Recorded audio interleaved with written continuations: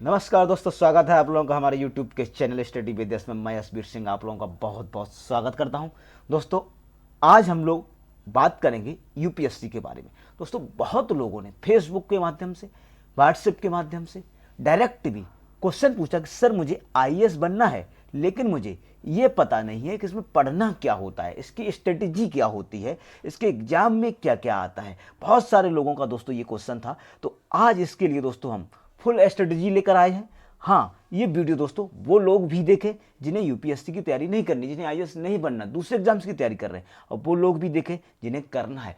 क्योंकि जो लोग नहीं करना चाहते हैं वो लोग इसलिए देखें ताकि वो अपने छोटे जूनियर्स को, अपने छोटे बड़े भाई बहन को, अपने परिवार में अन्य लोगों को बता सकें कि एग्जाम में क्या आता है। दोस्तों, किसी भी एग्जाम को क्लियर करने से पहले उसकी रणनीति बहुत जरूरी होती है, उसकी फुल स्ट्रेटजी जरूर क्लियर होनी चाहिए दिमाग में कि हमें पढ़ना क्या है या उसमें आता क्या क्या है, परीक्षा का पैटर्न क्या है। ये सारी बातें आपको क्लियर होनी चाहिए। तो आज ही हम यूपीएससी एग्जामिनेशन के जो एस्पायरेंट है, जो उसके लिए तैयारी करना चाहते हैं, पहला वीडियो लेकर के आया हूं, और इसके माध्यम से हम आप लोगों तक ये पहुंचाने की कोशिश करेंगे कि इस एग्जाम में आता क्या है और करना क्या क्या होता है, पढ़ना क्या क्या होता है, या कैसे कैसे पढ़ना होता है। तो ये सारी बातें आज हम क्लियर करेंगे। तो दोस्तों, आइए शुरू करते हैं। सबसे पहले यूपीएससी एग्जामिनेशन के बारे, यूपीएससी के बारे में सबसे पहले देख लेते हैं यूपीएससी की full form, union public service commission. दोस्तों, पहली बात इसकी फुल फॉर्म याद रखनी चाहिए आपको, तैयारी अगर आप करने जा रहे हैं तो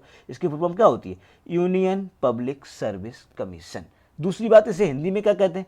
संघ लोक सेवा आयोग। ये दो बातें प्राइमरी तौर पे आपको पता होनी चाहिए।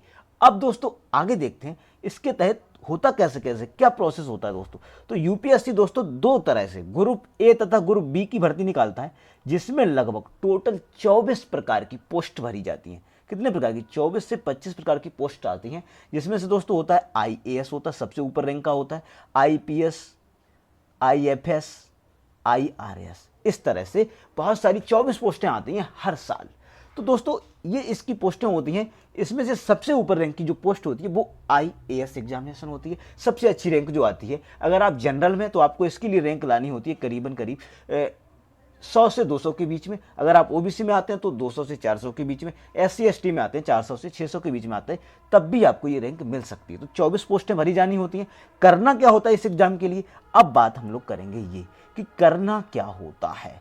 तो दोस्तों इसमें करना क्या होता है, इसके लिए सबसे पहले हम बात करेंगे। तो दोस्तों दो बातें मेजर रूप से क्या, पहली बात तो योग्यता, और ये योग्यता सबके लिए कॉमन है। आप किसी भी कैटेगरी में हो, कोई भी हो, उसके लिए योग्यता, पहली योग्यता ये कि उसे ग्रेजुएट होना चाहिए, यानी कि स्नातक होना चाहिए। चाहे फिर वो किसी भी विषय से स्नातक हो, किसी भी स्ट्रीम से हो, मेडिकल से हो, आर्ट्स से हो, साइंस से हो, या किसी और विषय से हो, एमबीए हो, बीकॉम हो, जो भी हो, स्नातक होना चाहिए किसी भी स्ट्रीम में। कोई परसेंटेज का मायने नहीं रखता, केवल आप पास होने चाहिए, बस।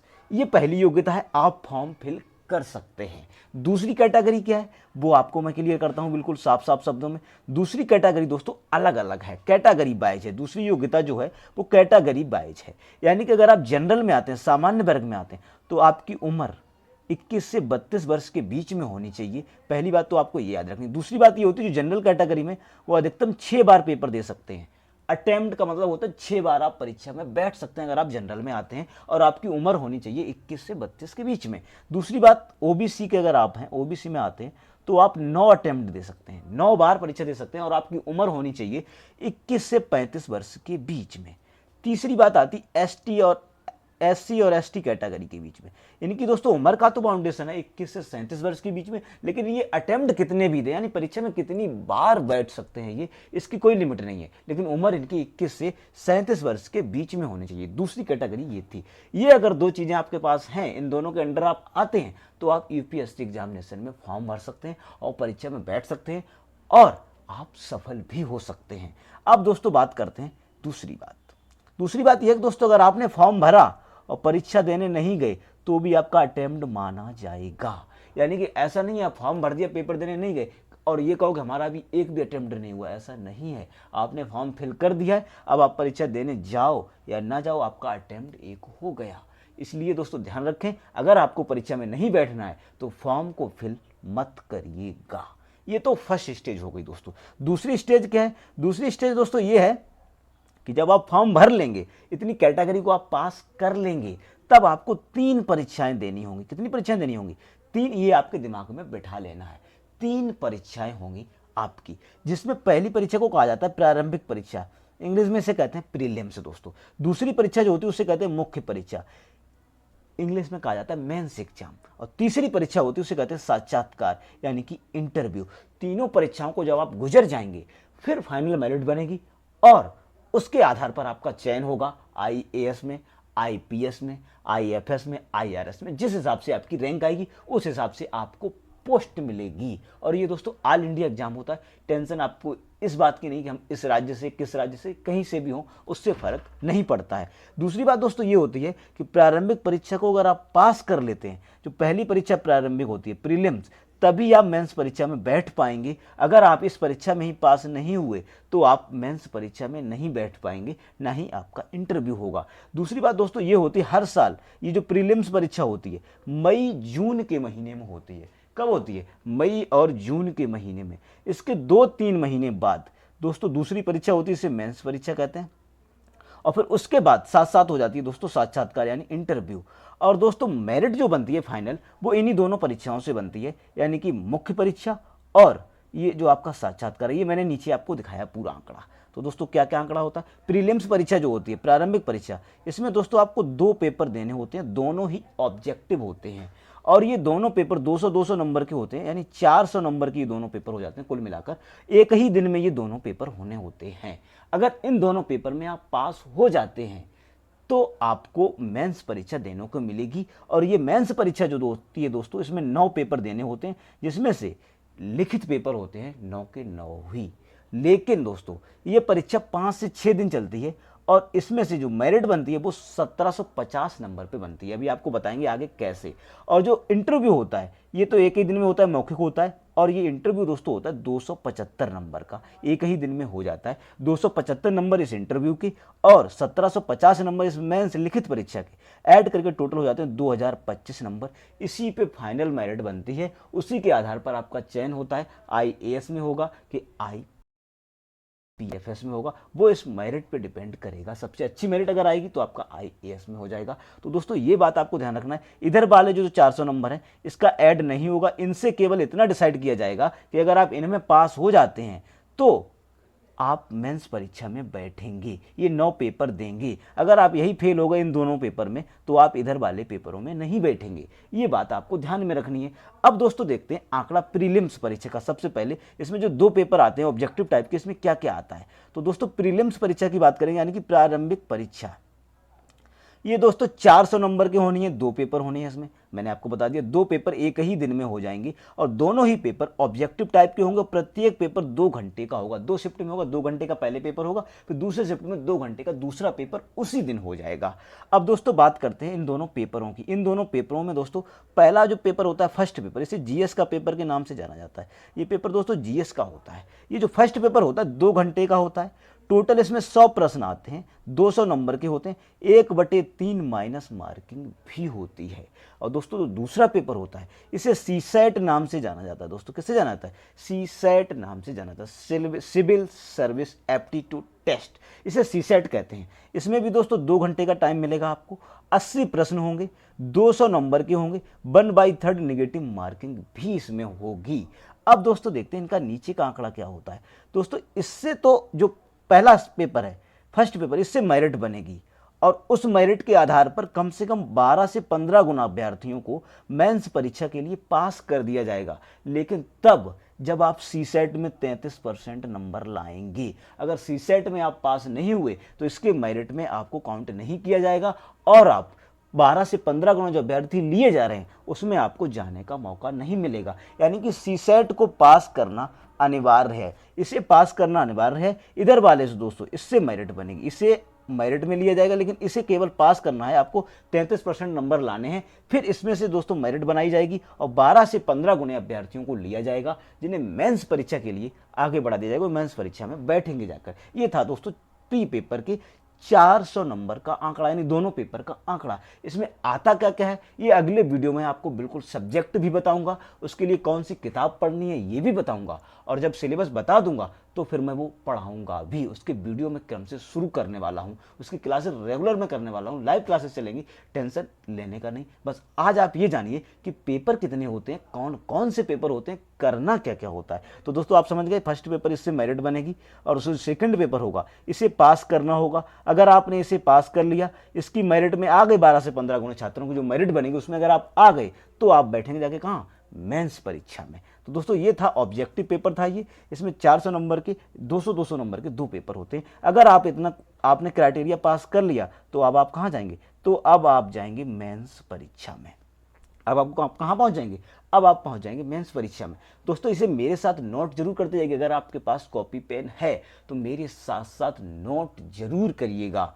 आप तैयारी कर रहे हैं या नहीं कर रहे कोई बात नहीं, जो भी मेरा वीडियो देख रहा है उसे नोट जरूर करें। आपके लिए नहीं तो आपके छोटे बड़े भाई बहन के लिए बहुत महत्वपूर्ण होने वाला है ये वीडियो। अब देखते हैं आगे मेंस परीक्षा की बात करेंगे दोस्तों।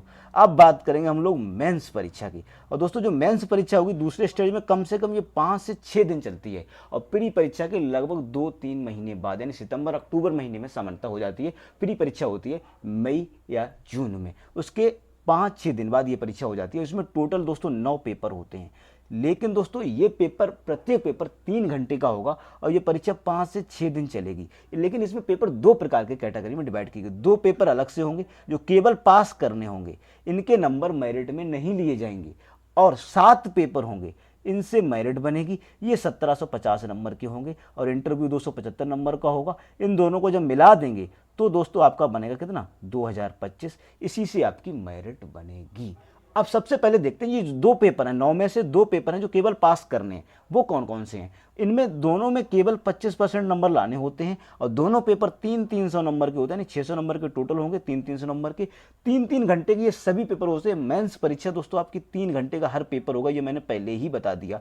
प्रत्येक पेपर 3 घंटे का होगा, एक दिन में 2 पेपर होंगे। इस हिसाब से ये 9 पेपर हैं, तो 5 से 6 दिन ये परीक्षा चलेगी आपकी। तो आप सबसे पहले देख लेते हैं ये 2 पेपर होते हैं जिनके नंबर ऐड नहीं होंगे, केवल पास करने हैं, केवल 25% लाना है। ये कौन कौन से पेपर होते हैं, तो दोस्तों इसमें पहला पेपर होता है अंग्रेजी का। ये अनिवार्य से आप चुन नहीं सकते, हर किसी को देना ही देना है, और 3 घंटे का पेपर होगा, 300 नंबर का पेपर होगा। इसमें 25% अगर आप ले आते हैं तो आपके आगे की कॉपियां चेक होगी दोनों ही पेपर में। ये पहला पेपर अंग्रेजी का, और दूसरा पेपर भाषा का होगा, जो दोस्तों संविधान की 8वीं अनुसूची में 22 भाषाएं दी गई, उसमें से आपको एक भाषा चुननी होगी। जबकि ऊपर वाला पेपर ऐसा नहीं था, वो अनिवार्य है, अंग्रेजी तो लेना ही लेना है, और 25% नंबर लाने ही लाने हैं।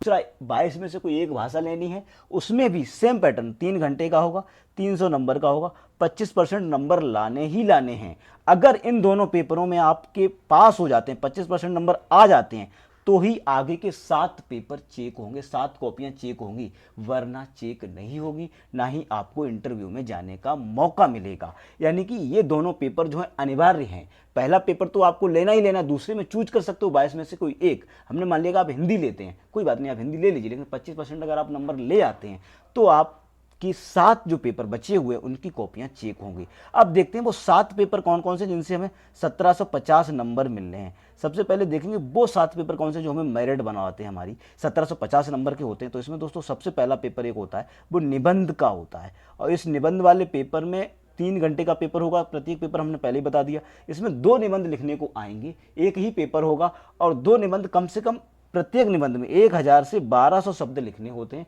250 नंबर का तो ये होगा पहला एक निबंध का पेपर। उसके बाद दोस्तों जीएस के 4 पेपर होने हैं। इसके बाद जीएस के कितने पेपर होंगे, 4 पेपर होंगे जीएस के, यानी 7 पेपर होने टोटल, एक निबंध का होगा, 4 जीएस के होने। जीएस फर्स्ट होगा, जीएस सेकंड होगा, जीएस थर्ड होगा, जीएस 4 होगा, और प्रत्येक 250-250 नंबर का होगा। इस हिसाब से जीएस यानी कि 1000 नंबर के 4 पेपर होंगे। 250 नंबर का निबंध हो गया, 1000 नंबर के 4 जीएस के पेपर होंगे। इनमें क्या क्या आता है वो सारी बातें हम अगली वीडियो में आपको बताएंगे, अभी पेपर समझ लीजिए केवल। उसके बाद दोस्तों एक ऑप्शनल होता है, एक विषय ऑप्शनल होता है, लेकिन उसके पेपर 2 होते हैं, जिसे कहते हैं हम लोग वैकल्पिक।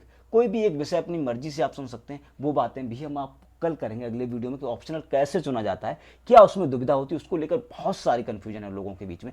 सारे कंफ्यूजन में कल की वीडियो में क्लियर कर दूंगा कि ऑप्शनल कौन सा चुनना चाहिए या कौन सा नहीं चुनना चाहिए, उसके क्या फायदे हैं, क्या घाटे हैं, क्यों कोई एक सब्जेक्ट इंपॉर्टेंट हो जाता है कभी कभी एग्जाम में, क्यों कोई एक सब्जेक्ट बाद में बड़ा नुकसानदायक हो जाता है। ये सारी बातें हम कल कर लेंगे, लेकिन आज इतना बताता हूँ, एक ऑप्शनल विषय आपको चुनना होता है जिसके 2 पेपर होने हैं, 6वां पेपर और 7वां पेपर। इसके 2 पेपर होने हैं, दोनों ही पेपर 250-250 नंबर के होने हैं और दोनों ही पेपर 3-3 घंटे के होंगे, 250-250 नंबर के होंगे, 500 नंबर के ये पेपर हो जाएंगे। तो इस हिसाब से दोस्तों 1000 नंबर की जीएस हो गई, 250 नंबर का निबंध हो गया और 500 नंबर का ये ऑप्शनल के 2 पेपर हो गए।